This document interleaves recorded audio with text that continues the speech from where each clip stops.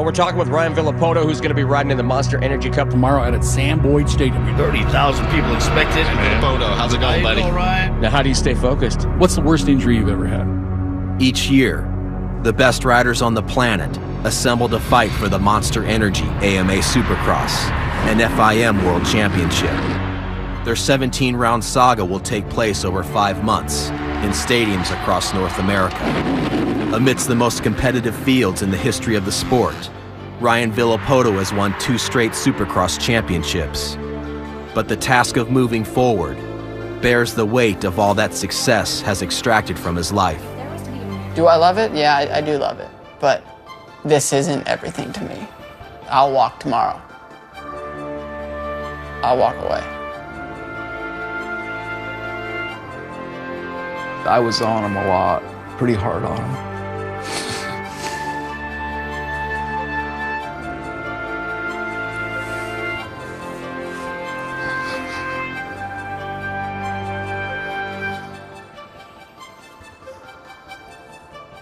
I gotta get a drink. What do you think of Twitter? How do you train? And now that you're a top dog, do you feel more pressure? What do you think is the biggest misconception of your sport? In attempting to acquire a 3rd straight Supercross title in 2013, Villopoto is chasing a feat only previously accomplished by Ricky Carmichael, Bob Hanna, and 7-time champion Jeremy McGrath. But it is a goal that comes secondary to the hope of reuniting his family. You look at basketball players, all the movie artists, every single person you think of fires their mom or their dad as their manager. I might have hugged him a lot more and said, you know, I love you. After 20 years of racing, each task begins with the thoughts of all that can and has gone wrong.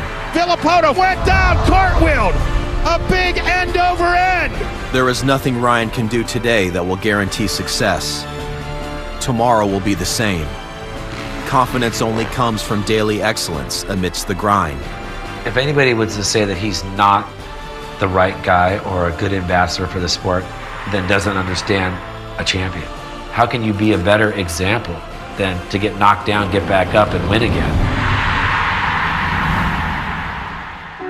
Dan and Chris Villopoto brought home their first child, Ryan, in the summer of 1988.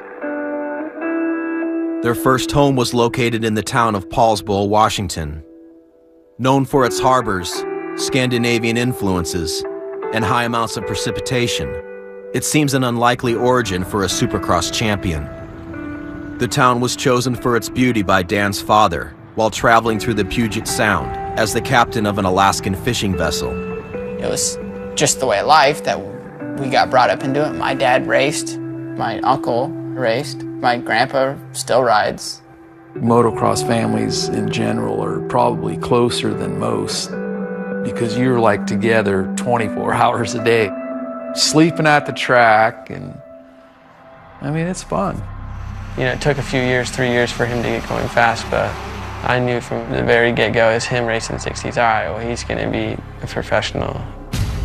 Unknown to most parents at the beginning, the journey of taking a kid with racing potential to the pros will cost them more than $500,000 and years on the road. For the Villopotos, these costs were paid while constantly losing to Ryan's childhood rival, Mike Alessi. Ryan Villopoto was an amateur racer, never won a race when they raced against us. Never. That creates a lot of hard feelings and animosity. Ryan chasing Mike, he knew Mike was faster than him. Mike beat him straight up most of the time. It just made Ryan be pushed that much harder. I'd tell Ryan all the time, try harder, put more effort into it. It never ended. It was just a grind. As Ryan showed more potential, he began to receive racing support, first from Yamaha, then from Kawasaki. But with financial support comes the expectation that the rider will perform at races all over the country, like Loretta Lynn's and Ponca City. 2 weeks before we went to Ponca, my dad had got diagnosed with cancer, and he was really into Ryan's racing. I said, we're going on the road to Ponca and Loretta, Dad, and I'll come back and get you, and then I'll take you home. We were sitting in line at Ponca when my dad died.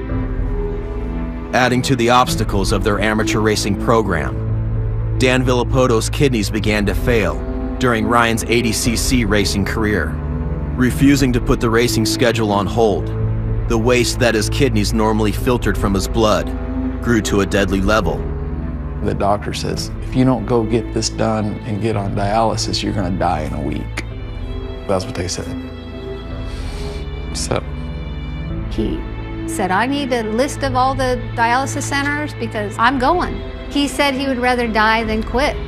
And I remember having to schedule dialysis every 2 days on the road from here to Tennessee to Oklahoma. I told Ryan a couple times, I said, hey, let's quit this. Buy a ski boat. Do something else, you know. And he'd just keep saying, no, I'm racing. I said, okay, let's go. Let's get it done.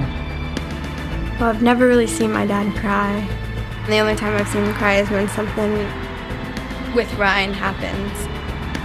People can sit and judge and say my parents are irresponsible about putting all their efforts in a kid in a dirt bike, but my parents knew if Ryan didn't make it, what else would Ryan do? Not to be mean to my brothers or anything, but they just never liked school and they barely got through grade school. I feel like it's the greatest gift that my parents could have gave my brothers, is to back what they wanted to do. Make sure your approach is right, that you're pumped to have these because these are tough for you. The more you push away and you hate that, you're tinkering. So embrace the conditions because that's the only way you adapt to it.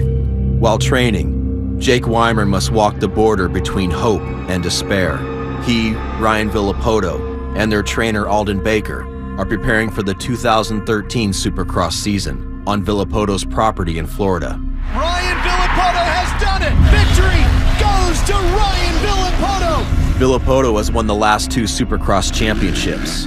On average, rides a Supercross track 1 to 2 seconds faster than Weimer, and is the main focus of Baker's attention. We're doing this interview right now because of Ryan. It's for Ryan's show, right? If it bothers me that bad, I need to go win. Ryan motivates himself out of how much he can stomp his foot down. I have the #1 plate, I own everyone. And then Jake, what are his options? Could you go back to California and be on your own? Or accept the challenge, embrace that almighty thing that you have weighing on you in a way. The shadow where Jake Weimer currently spends his 9-to-5 workout sessions is the place where Villopoto's younger brother Tyler lived for the first 17 years of his life. Plagued by injuries for much of his career, Tyler is currently trying to race his way to Supercross in 2014 by racing Amsoil Arena Cross this year. Pushing, I mean, some people might call it abuse. They're pushed. The kid's not going to make it unless they're pushed. Ryan was somebody that could take it. You pushed Tyler and he shut down. Pushed his bike up against the trailer, I'm done, I'm not riding. I honestly didn't feel like I had the backing that I needed. You see all the attention that your brother's getting and the support from your parents. I rebelled and resented it and turned my back myself and tried to run the other way and do it myself, but as a kid, that's not gonna work. Amateur riders can turn pro at 16, and as Ryan neared that age, his parents had spent so much money that a professional contract was a financial necessity, increasing the attention, resources, and pressure towards Ryan. I was a spec builder and I ended up building a house. It took 3.5 years to build it. And then when we didn't have no money, I just sold the whole house for $350,000 and spent all that money going racing. There's a point in time where we're all in or we're quitting. All in means he stops building houses and we go racing. So if I didn't do something or I didn't want to ride, my dad would tell me to get back out there and, you know, keep riding. Everybody sacrificed. I mean, earlier we were talking and you said, I didn't even know Ryan had a little sister. She kind of got drug around. She missed out on things she wanted to do. Ride horses, gymnastics, and it was like, you can't do this because we're going to the races.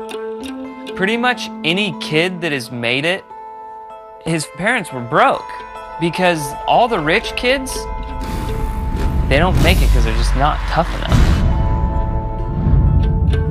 You don't go to Loretta's and you're on your way home, you're bummed. But Pops has to drive 25 hours and he's really bummed. He's still swiping the card to get you home. You suck, son. Let me $100 to fill the motorhome up again. After losing to Michael Lessie for nearly all of his amateur career, the sacrifices of the Villopoto family finally paid off when Ryan won his first Loretta Lynn's amateur championship in 2005 and signed a contract with the most dominant race team in the 250 class, Pro Circuit. The 250 class is where professional riders must prove themselves before moving up to the larger 450 machine. Okay, bud, rip their heads off. Pro Circuit team owner Mitch Payton managed the two greatest Supercross champions in the history of the sport, Ricky Carmichael and Jeremy McGrath. Villopoto's time with Payton would revolutionize his career. Here comes Ryan Villopoto, he got it! The Monster Energy Kawasaki rod has just jumped into the #1 rod. The transition from little bikes to big bikes really was a turning point. The first time the public got to see future greatness. He won a championship and then won another one and another one. During Ryan's rookie season in 2006, he finished 3rd overall in Supercross and won an outdoor national championship. No rider in history has matched the success that Ryan achieved in 2007. He won the West Coast 250 Supercross Championship, the Outdoor National Championship, and the overall victory at the Motocross of Nations. Can you imagine being on a 250F against the best in the world of 250s and 450s, and then you hole shot both motos, and then you lead every single lap, both motos? Like, that kid killed it. Phenomenal. I'm saying it might not ever happen again. It's a perfect recipe for disaster. Making 6 figures. Well, then about 17, what's that mean? Ooh, girls, right? Then you're in Southern California. Ooh, yeah. Junior, you don't want to live with mom and dad anymore. I don't know that I've really met an 18-year-old. Do you want to live at home right now? No. That wouldn't matter if the parents were loaded, but they're not. You done spent everything you had, and there's other siblings. It's a recipe for disaster. The older you get, the contracts, the money, does it get harder with family? Yeah, it does.